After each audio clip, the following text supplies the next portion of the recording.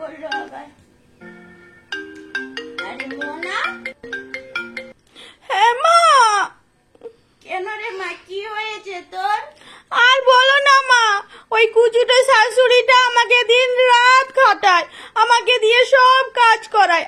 Let's go.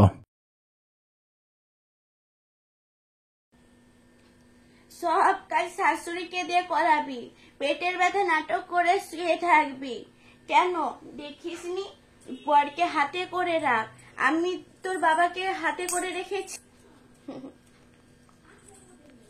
তোর দাদাও এখন আমার কথা শুনে চলে। বিয়ে হয়েছে তো কি হয়েছে, বর আর ছেলেকে হাতে আমি ঠিকই রেখেছি। তুই চলে আয় মা, দুটো দিন আমার বাড়ি থেকে ঘুরে যাবি। ওই শাশুড়ি কোনো কাজ তোকে করতে হবে না, তুই চলে আয়। সেই 15 দিন এসে 1 মাস থেকেছিলিস, কতদিন হয়ে গেল তোকে দেখিনি। 15টা দিন বলে কথা, তোকে ছেড়ে কি থাকতে পারি আমরা? চলাই মা, চলাই, এখানেই থাকবি।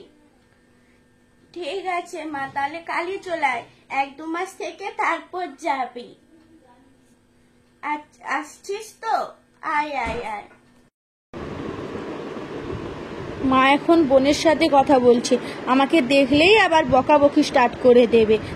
একটু দাঁড়িয়ে যায়। তোমার জামাই তো কথা শোনে না, সারাক্ষণ মা যেটা বলবে সেটাই করো, মা যেটা বলবে সেটাই করো।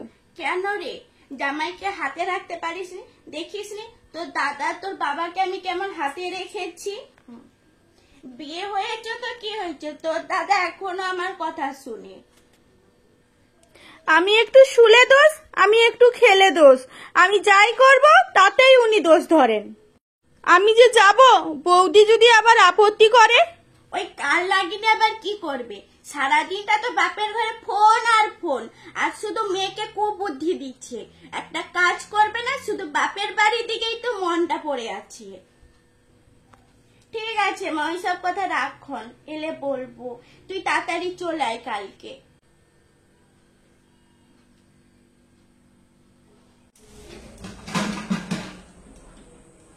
যাই, হাতের কাজ সব শেষ। এবার মাকে গিয়ে বলি কাল আমি একটু বাপের বাড়ি যাব। কতদিন হলো বাপের বাড়ি যাই না, সেই 2 মাস 3 মাস আগে আমি বাপের বাড়ি গিয়েছিলাম, সেই যে পুজোয়। যাই, মাকে গিয়ে বলি আজ আমি বাপের বাড়ি যাব। মা, কাল আমি বাপের বাড়ি যাব, আমি সব কাজ করে দিয়ে যাব। অনেকদিন হলো মা, বাবার খুব অসুস্থ, আমি বাবাকে দেখতে যাব। কাল যাব, পরশু চলে আসব, সব রান্না করে দিয়ে যাব মা। যাই না মা? অত ঘন ঘন বাপের বাড়ি কি যাবে আছে? শুনো বৌমা, বিয়ে হয়েছ, শ্বশুর বাড়িটাই মেয়েদের নিজের বাড়ি।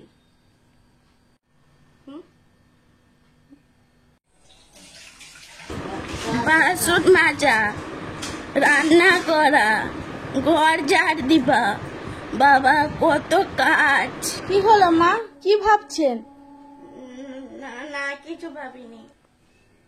ছেলেকে বলবো পরে একদিন নিয়ে যাবে, এখন যেতে হবে না। যাও, বাকি কাজগুলো সেরে আসো। ঠিক আছে মা, আসছি তাহলে, বাকি কাজগুলো সেরে নেই। আমার মেয়ে আসবে, ওর ঘরটা পরিষ্কার করে দিও।